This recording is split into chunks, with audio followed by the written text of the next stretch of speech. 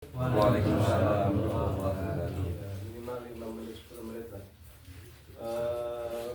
Untuk kemudian kita tadi sudah kita ambil akidah, kita ambil fikih, sekarang hadis. Hari ini saya menulis 2 buku ya. Yang satu matan itu inti dari hadis. Al-Arba'una fi Fadailul A'mal. Nah, ini bukunya habis.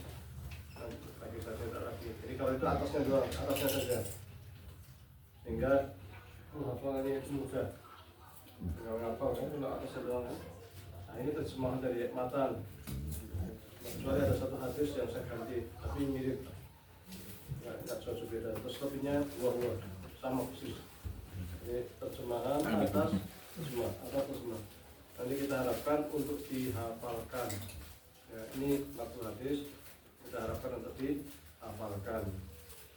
Kemudian ini syarahnya, dan saya buat syarahnya itu simple, sederhana.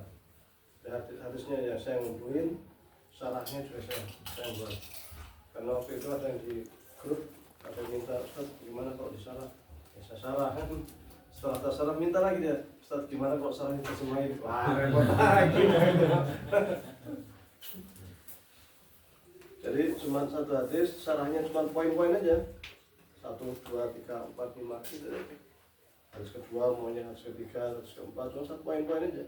Jadi apa yang bisa kita ambil dari hadis? Manfaatnya apa? 1 ini, 2 ini, 3, setelah itu kembangkan sendiri. Jadi inti sarinya saja yang saya ambil sehingga mudah. Jadi saya nulis buku ini juga ada sejarahnya. Saya biasanya pakai buku ini. Setelah Arba'in Nawawi, kelas 1 kelas Arba'in Nawawi, kelas 2 saya pakai ini. Cuman memang ini buku bagus ya. Imam Suyuti itu ulama yang sangat luar biasa, menguasai banyak cabang ilmu, dan dia termasuk ulama ensiklopedik. Ada yang bilang dia itu menulis 600 judul buku. Satu bukunya ada 4 judul, ada berapa? 600 judul. Jadi dengan umurnya saja itu panjang bukunya. Kita yang bahasa saja mungkin nggak kelar-kelar itu. Tapi yang nulis bisa, belum ada komputer, belum ada HP. Sekarang kan copy paste selesai ya. Beliau susun kotak semua luar biasa. Yang susun luar biasa.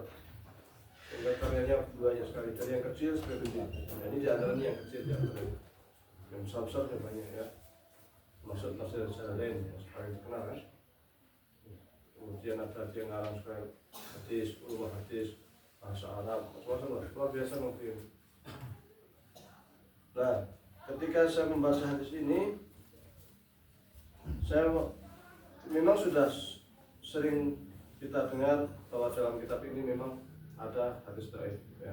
Waktu itu saya semakin baca saya kok jadi pingin meneliti sendiri, karena di sini kan nggak ada rawinya, rawahu Muslim, rawahu Bukhari. Karena itu saya nanya, ini kok buku nggak ada riwayatan rawinya ya? Kan kita jadi kalau ada rawinya kan kita jadi lebih mantap gitu loh. Pokoknya di Muslim, Bukhari. Sampai akhirnya tak coba setelah 3 bab. Satu bab kan ini ada 10 hadis. Kalau 3 bab ya 30 hadis ya. 3 bab lebih saya katakan. Jadi dari situ, tapi sebelumnya saya baca-baca dulu bukunya Al-Fiqhul Qaul punya Imam Nawawi Al-Bantani, hebat beliau. Itu surah itu pensyarah banyak kitab Imam Nawawi. Contohnya ini syarah, tadi itu yang setelah syarah, masuknya lipat sudah kan? Beliau juga. Ini luar biasa Al-Bantani. Ulama Nusantara dari Banten ya. Tapi kepakarannya diakui oleh ulama dunia. Yang orang Indonesia yang juga kepakarannya diakui yang zaman belum lama, meski belum wafat belum lama, itu Syekh Yasin Al-Qadani, orang Padang. Di antara muridnya itu siapa? Syekh Ali Jum'ah, yang pakar itu muridnya Syekh Yasin Al-Qadani, orang Nusantara, orang Padang. Nah, di sini ini saya temukan, oh ini kok ada, kalau saya baca di Al-Fiqhul Qaul itu syarahnya ini itu disebutkan oh ini dari peneliti, oh ini dari siapa, kadang nggak disebutkan sama sekali, kadang nggak disebutkan, tapi kadang disebutkan kalau ini okol ulama disebutkan oh ini perkataannya Abdul Qadir Syekh Abdul Qadir Al-Jilani kadang itu, tapi beliau tetap salah meskipun tidak disebutkan. Maka dari situ saya berkesimpulan Imam Nawawi itu luar biasa. Artinya kalau hadis itu ada di dalam kutub-kutub Mu'tabarah disebutkan oh ini. Kalau itu bukan hadis tapi perkataan ulama disebutkan oh ini kalau ulama. Tapi kalau kira-kira rujukannya entah, maka beliau tidak kasih komentar. Cuma tapi tetap isyarat atau dicari hadis lain yang kuat, yang sepadan. Itu kehebatnya. Maka ketika saya cari-cari, ada yang dia itu perkataan ulama, bagian bukan hadis. Ada yang dia itu diambil dari kitab Biharul Anwar. Ya, Biharul Anwar itu kitab hadisnya. Kalau kita Sahih Bukhari lah, gitu, ya, kalau kita itu. Tapi itu Syiah, kitab Syiah. Maka akhirnya kalau jadikan itu surat utama, kayaknya agak berat. Ya tetap kita kasih karena itu buku luar biasa, tetapi yang harus dihafal harus kayaknya kita lain yang memang dari sisi kesokehan itu mu'tabar. Maka kemudian saya susunlah buku ini. Aslinya yang untuk kitab pondok dari setelah kelas 1 sampai Nawawi hafal semua, maka kemudian menghafal matanya hafal, kemudian dia tak mudah untuk memahami, tak kasih syarah begitu, sehingga poin-poin daripada apa yang ada dalam hadis itu bisa kita pahami dengan baik. Imam Nawawi, kalau Imam Nawawi mengerti hadis ya. Jadi ada Nawawi Al-Bantani, ada Imam Nawawi ya, beda ya. Kalau Imam Nawawi yang dari Damaskus itu yang ngarang Riyadhus Shalihin, yang ngarang Arba'in Nawawi ya, yang ngarang Al-Ahkam dan lain sebagainya, yang mensyarah Sahih Muslim. Beliau itu faqih dan ahli hadis. Maka kalau di mazhab Syafi'i dia itu termasuk al-murajjih, ulama yang suka mentarjih pendapat ulama Syafi'i. Ya, beliau Imam Rafi'i itu ulama besar di mazhab Syafi'i. Dan ulama mazhab Syafi'i itu banyak muhaddis ya, di antaranya Ibnu Hajar ya, muhaddis juga dia, mensyarah Bukhari ya, Fathul Bari. Gitu. Ahli hadis dan beliau Syafi'i, Imam Nawawi, Muhazzab. Sebenarnya hadis ini masuk ya sangat penting kita baca ini, sangat penting karena rujukan kita itu kan Quran kemudian hadis, karena banyak hal yang ada di Quran tapi belum keterangannya itu belum jelas di dalam Al-Quran, tapi didetilkan oleh hadis. Misal sholat 5 waktu, rakaatnya berapa, subuh baik urut apa enggak, ya? Itu kan di hadis itu. Detail-detail puasa sunnah, cara haji, sunnah haji dan sebagainya itu kan hanya disebut di hadis itu. Maka selain Al-Quran, hadis sangat penting. Di samping juga ada persoalan yang memang belum ada di Quran, ada di dalam hadis. Maka kalau ada yang menyebutkan Quran sampai mengingkari hadis, ingkar sunnah, ingkar sunnah, itu harus ditolak karena itu sangat berbahaya. Kalau kita jelas taruh tufiku amrin in tamassakum bima lam tadillu ba'di, apa itu? Kitabullah dan sunnah. Jadi kalau ada dua perkara pusaka yang sekiranya kita berpegang teguh keduanya itu, kita sedang kuat-kuat, maka kita tak akan sesat, yaitu Al-Quran, Sunnah Rasulullah SAW. Maka semua mazhab tanpa terkecuali, semua mazhab rujukan utama kalau kita baca usul fikihnya itu pasti pertama Quran, kedua pasti Sunnah, mesti. Maka kalau ada yang ngeyel, yang mengatakan pendapat mazhab kalau bertentangan dengan Quran, bertentangan dengan orang tertinggalkan, itu dia sendiri yang belum paham. Karena tidak ada pendapat imam mazhab satu pendapat pun yang bertentangan dengan Al-Quran dan Sunnah. Cuman beda dalam memahami, itu aja. Jadi Hanafi memahami ini, Syafi'i memahaminya gini, Hambali memahaminya gini, Maliki yang begini, Zaidi begini, Ja'fari begini, Zahiri begini, Laithi begini, Tabari begini. Mazhab fikih kan banyak. Ada 70-an, 90-an. Yang kita tahu cuma 4 kan? Banyak sekali. Terus banyak tuh mazhab fikih. Imam Lais juga ada.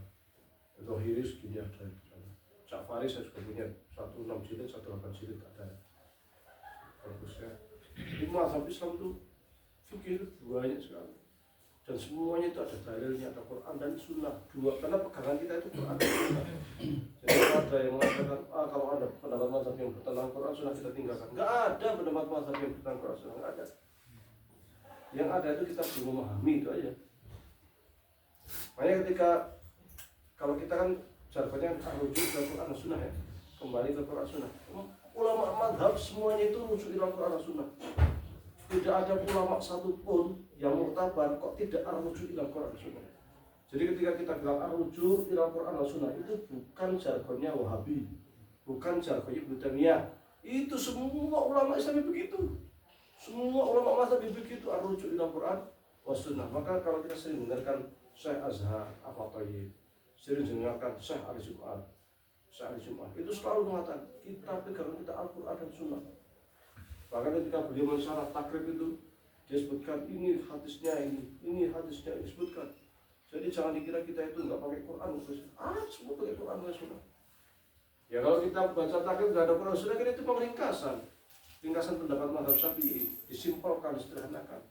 Kalau pengen tahu dalilnya sedetil mana Qurannya mana Sunnahnya, baca itu Al-Majmu', kita Majmu' Syarh Mazhab karya Imam Nawawi. Nah itu lengkap itu Quran Sunnahnya. Ya. Kalau pengen tahu mazhab Hambali, tinggal baca apa itu namanya Al-Mughni. Quran lengkap, apalagi Imam Ahmad.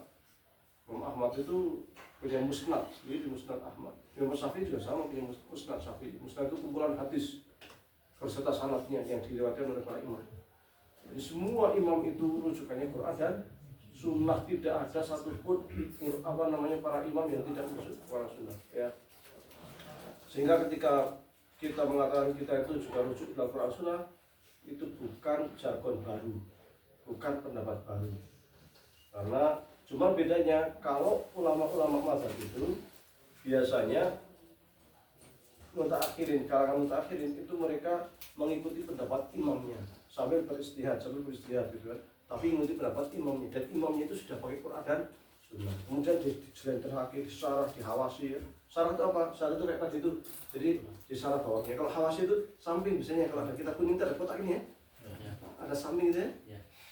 Jadi hawasi itu menerangkan syarah. Sekiranya syarah itu ada pendapat yang menurut penulis itu kurang pas atau ada yang apa, itu di komen lagi di samping. Kalau kita bahasa kita catatan pinggir. Jadi ilmiah dan mensyarah itu bukan persoalan ringan. Jadi kita kan sering cuma bisa mensyarah. Emang bisa, saya mas sederhana. Soal itu juga butuh istihad. Karena banyak yang mengatakan umat Islam itu setelah mazhab itu mundur, pintu istihad ditutup. Para ulama hanya bisa mensyarah sama membuat ikhtisar, ringkasan. Loh, mensyarah dan membuat ringkasan itu bukan persoalan sederhana. Itu juga butuh istihad. Para surah itu juga para ulama yang luar biasa itu. Ketika saya mensyarah HPT, itu berarti saya itu tidak istihad dan gitu. Harus nyari bukunya, rujukannya kemana, ini kok ngomong gini rujukannya, itu kan juga butuh tenaga sendiri gitu.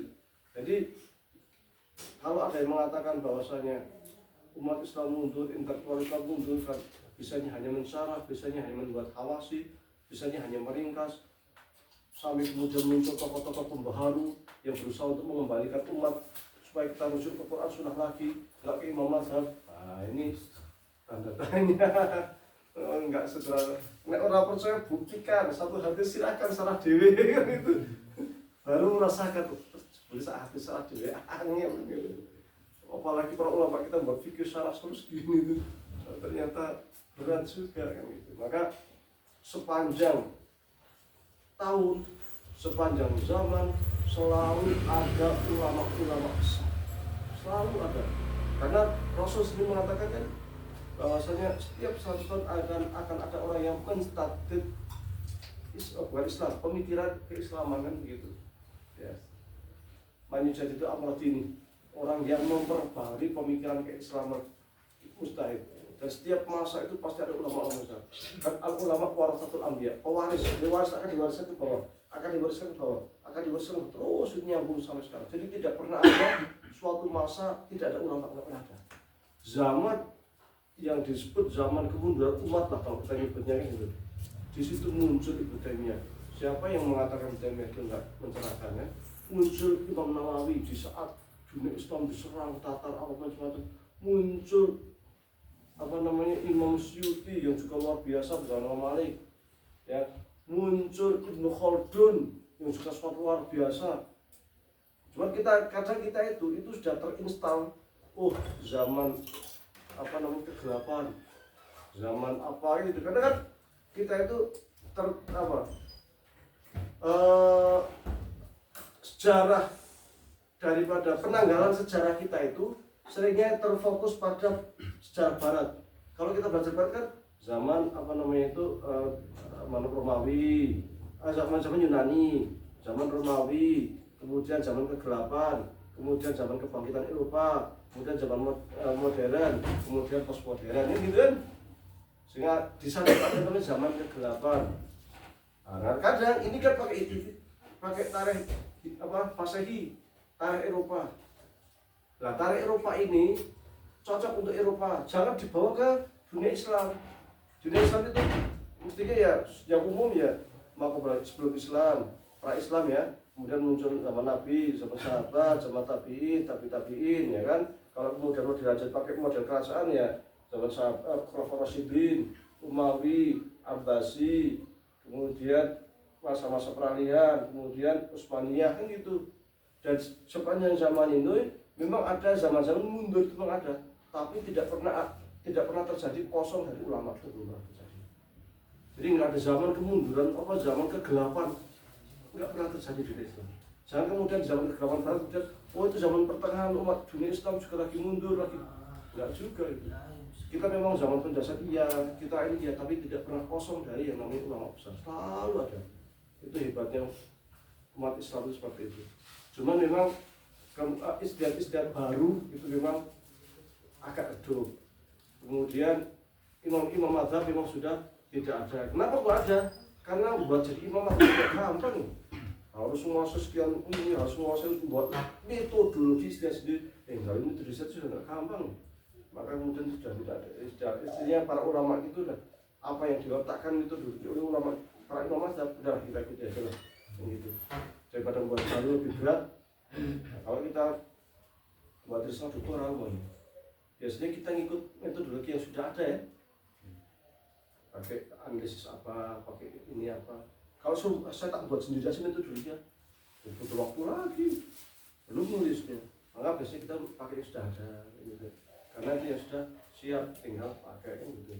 Maka ulama kita itu luar biasa lah, dan rujukan Quran Sunnahnya juga sangat luar biasa, sehingga jangan sampai ada image di dalam diri kita, otak kita, para imam mazhab itu tidak paham Quran Sunnah itu enggak, semua luar biasa. Jangan sampai kita mengatakan rujuk ilal Quran Sunnah, kembali ke Quran Sunnah itu adalah jargonnya Ibnu Taimiyah, jargonnya Muhammad bin Abdul Wahab, sehingga kita terserahkan. Enggak, itu semua para ulama kembali ke Quran Sunnah.